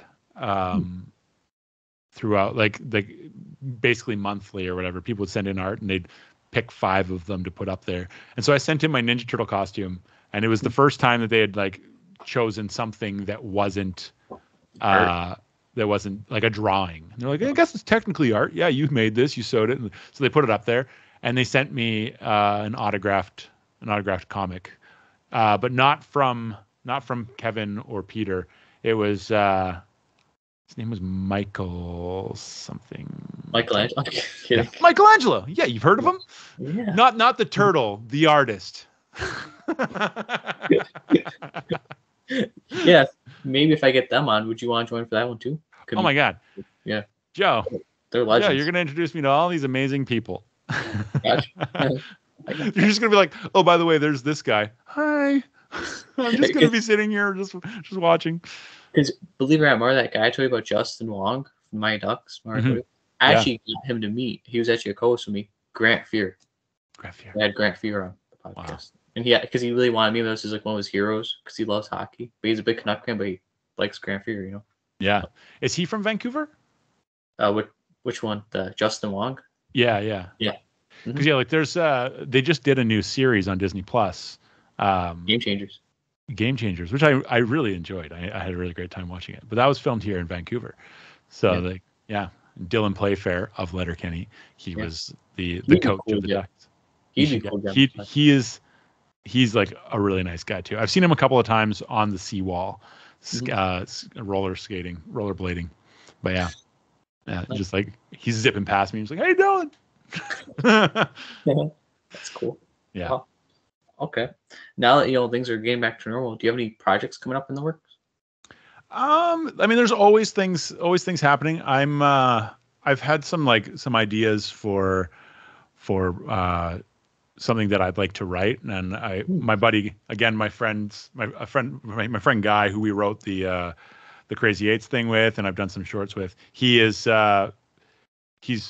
hilarious, and I'm constantly trying to be like, hey, we should do this again. We should create something. Nice. So, yeah, things are opening up, and I'm excited for the opening. So we'll see what it brings. I'm just excited to be able to go places.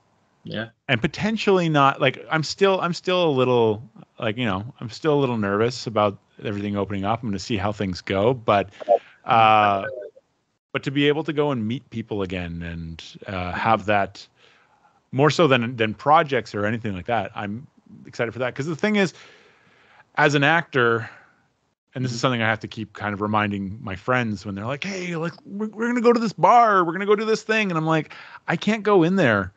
Because if I catch COVID, even if it doesn't do it, like I'm triple vaxxed, even if it doesn't make me really sick, if I get booked on a show or a movie or anything like that, I can't go on that set. I just had a friend who had booked 2 weeks on The Flash and tested positive for COVID, but was fine, but couldn't do it.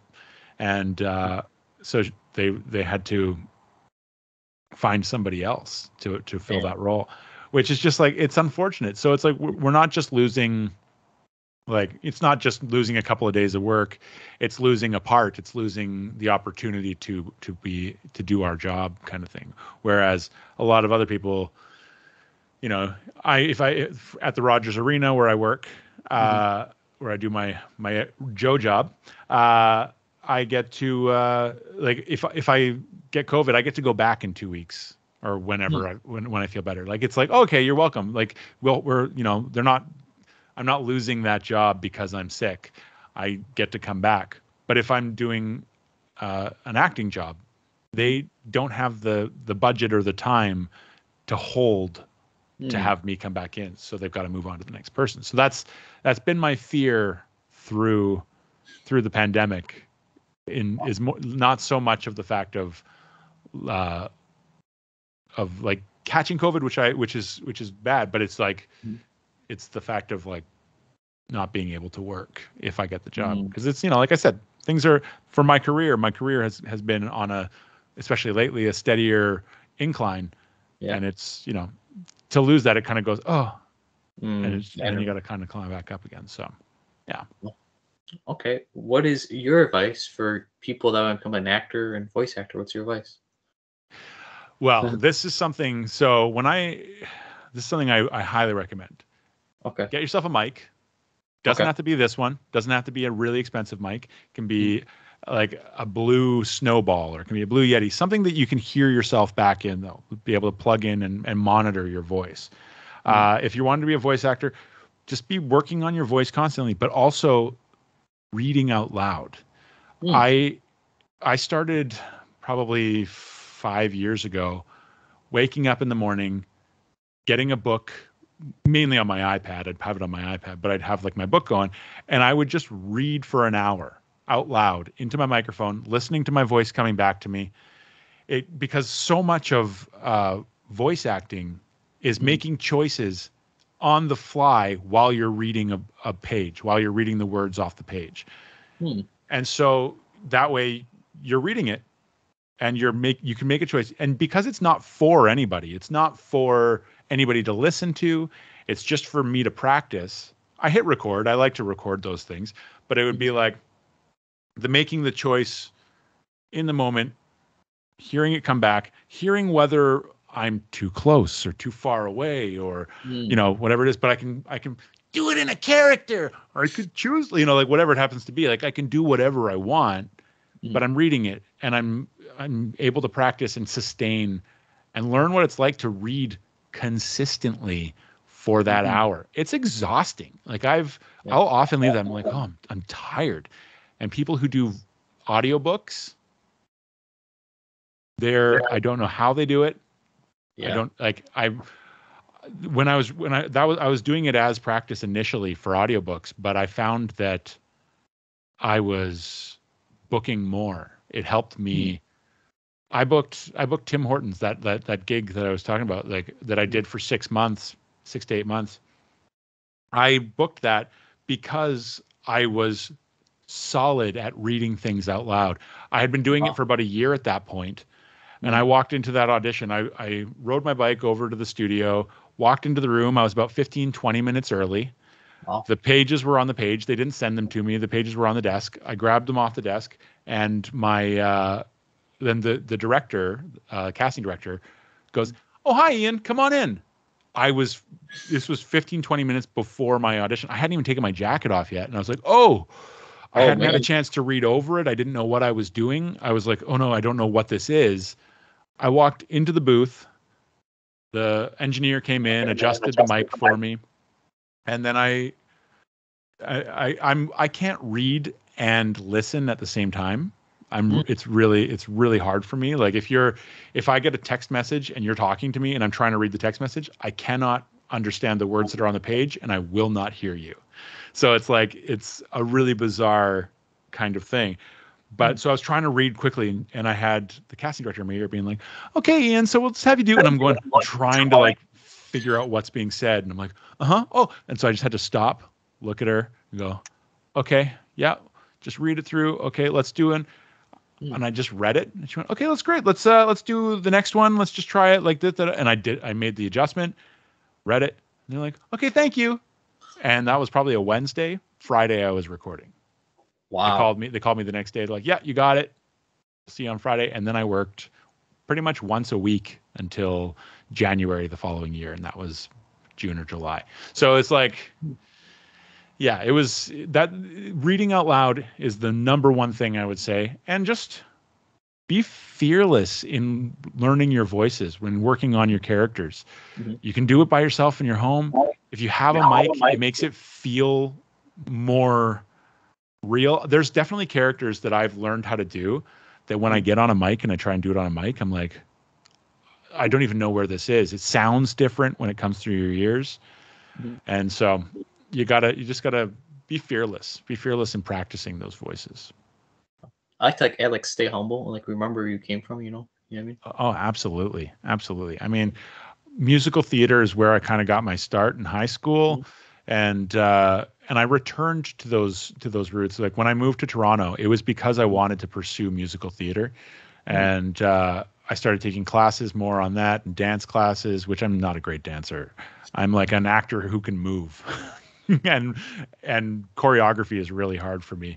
But I started taking those classes and learning how to do musical theater, because musical theater, especially as, and I'm sure Rob told you this too, he's a singer. Like you're it's your instrument. It's something that you are, like, so many of these projects that I've worked on, they want you to sing something.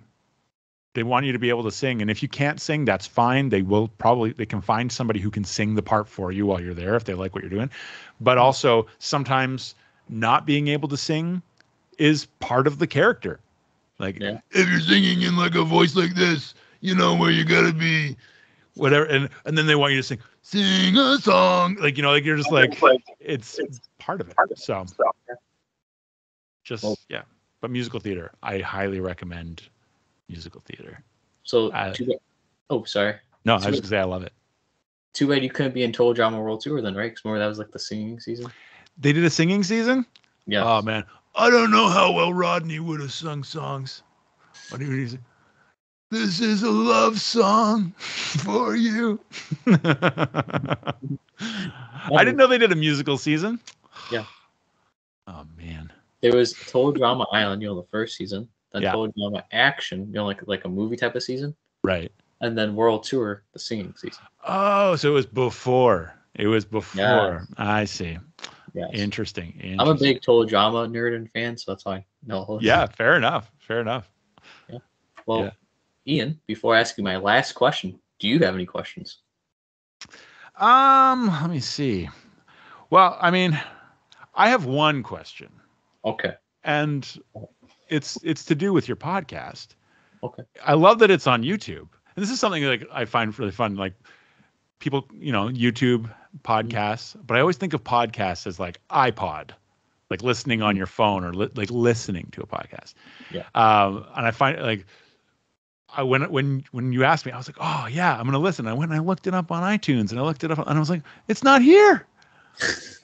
Why are you're limiting your involvement? You know, why are you not on iTunes or on Spotify or any of those guys? I don't know. To be honest, I don't know how to upload podcasts on any of those platforms. That's why. To be honest, because I mean, you can just take the audio from this, you know, trim it up a little bit, cut out some of these awkward silences that I've put in for you, and just like, you know, upload them onto there. I don't know how it works either. That's why I was like, how do you do this? I like do YouTube. But you're a smart guy, Joe. I think you can figure it out. I think you can figure out how to do it. I do have a website. Oh, sorry. Well, you have a website. Well, like I think that's a good start. But to be able to like, because I guess they got to be hosted somewhere, and I'm sure that there's somebody that would do that. But you've got some big names, and like, and to have those names and have people want to hear what they have to say. But YouTube is limiting, because like when you have such a long, like we've just recorded for 2.5 hours or just over 2 hours, like to be on to be watching YouTube for that long, I sometimes find it like, oh, this is a long time to be watching. But I will go for a walk and I'll listen. So that's I wanted to listen to some of your podcasts before I got on here to hear. Did you do a Fear One? Did you listen to? I listened to Max. I listened to Max. That was the one I listened to. So I was like, but I'm gonna listen to more. But I was like, I gotta. Yeah. I want to be able to just throw it in my ears and go for a walk. Yeah. Yeah. So that's my question. And you answered it that you don't know how to do it, but I think you could figure it out. You're a smart guy. Thank you. Any other questions? Or no. Have you traveled? Like where have you? Have you gone outside of Chicago, or are you? I've been to Chicago, of course. I've been to Tennessee once. You know, Tennessee, I don't know if you're familiar with. Yeah. Oh yeah.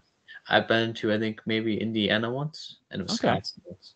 That's all. That's exciting. That's like, I mean, as the United States is such a large, vast space. Like only recently, and I'm embarrassed at how late in life, like we're talking 3 years ago, that I learned that all of the population of Canada fits into California. There's more people in California than there are in all of Canada. Really? Yeah. So I'll go, my God, like that's crazy. So the fact that like United States is so vast, like, yeah, no wonder there's so much entertainment and so much stuff coming out of there. But yeah, like it's so to be able to travel like around America is just like that's a good thing. I've been all across Canada. Nice. And I've been to England and I've been to Paris and I've been to cool. Chicago, I've been to New York, I've been to LA, like I've been to like kind of the main spots of Seattle, like it's just below us here. So it's just like, yeah, I've been to these places, but I do want to travel more. But I was just curious if you'd ever made your way to Vancouver or if you have any plans of traveling anywhere. Well, maybe in the future, if you're ever down, maybe you could go to a Canucks game in Vancouver if you're down. There you go. If you're I mean, I gotta tell you, like when I took a friend of mine to a Canucks game before I moved back here, I came for a visit and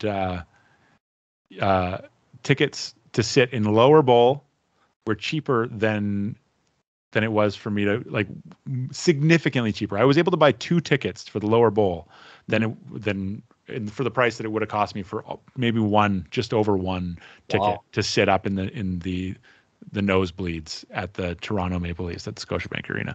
I was like, so yeah, I mean, it's a more affordable ticket. It's not cheap still, but it's a more affordable ticket to the Canucks game than it is to. Yeah, I could wear my Scorvat jersey.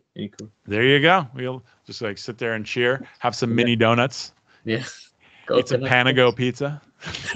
all Vancouver staples. Ian, is there anything you would like to promote and shout out? Like, I'll link down below in the video description. Well, I mean, let's see. I mean, follow me on my socials on Instagram. I'm on twitch.tv/Ian Ronningen. I took a year off. I took some time off, but back on there doing that roughly once a week, pretty much whenever I kind of feel like it. But Tuesdays is kind of my day to do it. Tuesdays or Thursdays. Yeah, I've got some stuff coming up that I will be posting on my Instagram, but I can't talk about them yet. I can only say that they're coming, and yeah, so you'll find out about them there. Yeah, to be continued. To be continued. And I'm working on doing a new voice demo, which again I will be posting onto my Instagram as well. Oh, I did want to say about voice demos, and I see a lot of people talking and whatever. I did all of my demos in the past by myself. I would just record them myself. I would do them and like submit them. And there's a lot of talk and there's a lot of debate about whether this is something you can do. And again, coaches and teachers would always say, "Don't do it. Don't do it. Don't do it." But it's never caused me any real hindrance. Yes, they're not professional. They're not professionally done. Sound is so much better now. The way that mics, the cheaper mics are still really good now, and like all this stuff. So things have gotten a lot better. But when I was doing it, it was like, you do not do it yourself, because at that time a lot of things were still really cheap sounding. And so I think you're able to do it, but here's the thing that I will say. I finally did my commercial demo just before the pandemic. I did a commercial demo and I had it coached, and I had it edited professionally, and I had all that stuff. It sounds so much better than anything I've ever done before. And the main reason for that is not the editing necessarily. It's not any of that. It was the letting go of me listening to myself and allowing somebody else to listen to what I'm doing and make adjustments for me. Say, okay, we're not getting this. Let's try this. Coaching is vital. It's the same thing as having a director. When a director's there, I can get a take in 2 takes, 1 or 2 takes. But when I'm doing it by myself, when I'm doing these self-tapes at home, I'm self-directing, I'm listening to myself and doing all these things. That's when I find that I will do 6, 7, 8 takes, because I'm like, oh no, I'm just not doing that thing that I want to do. But when someone else is listening to it, it's automatically like 1, 2, 3, we're done. Wow. So I highly recommend, if you are trying to get into this industry of voiceover, you can do it yourself. And for practice, you absolutely should. And if you're just trying to get yourself an agent, trying to do that stuff, it's expensive to do a demo that way. So do it yourself, but make sure that it sounds good, that it sounds like it's so subjective, but make sure that you are putting out something that you are proud of and that you would want to hear from somebody else. So that way your agent will go, oh yeah, they'll at least hear, they go, this guy's got something. And then they can start submitting you. A demo gets people to hear what you're capable of, and then they never listen to it again until you record a new one. So it's all about having that demo.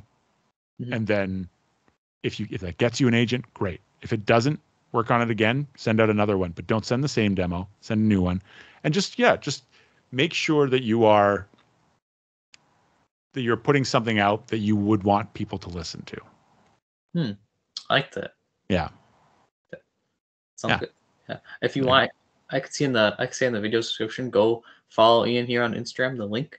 Go follow him here on Twitch, the link. Oh, do you have a Twitter? I do. I don't really use my Twitter. I only really use it to like respond to my friends that are when they post things and just to like show them support. But I never really got into Twitter. I don't fully get it. So I just see a lot of angry people on Twitter, whereas Instagram, you post a picture, people either like it or they don't. Very rarely do you get. I mean, for me, I very rarely get people being like, you're a dick. So like, whereas I feel like that's Twitter. Twitter's like, you're a dick. You suck, man. You don't know what you're talking about. I literally just said, hi, I'm Ian. Yeah. Yeah. Well, thank you, Ian, for being an awesome and amazing guest. I had a great time chatting with you. I had a lot of fun, Joe. That was really fun. Good times. Yeah. Well, I appreciate that. I really appreciate that, Joe. This has been my favorite podcast to be on. Thank you.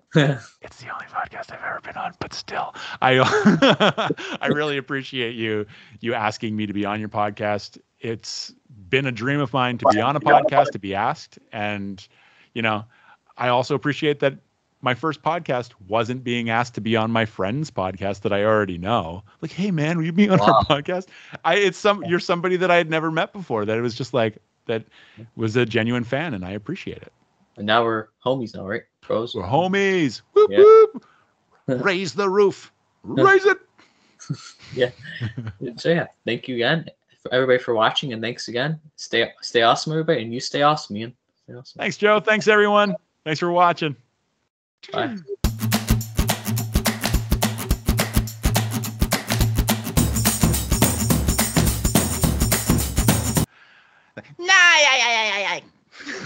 Jerry! Carl Weezer. Hey, Marge. like whatever it is. Oh my God. Yeah, like John C. Reilly is kind of just like here. Like this is a John C. Reilly, Wreck-It Ralph kind of situation. Yeah. I can't do it. What's up, Doc? It's me, Mr. Howdy, howdy.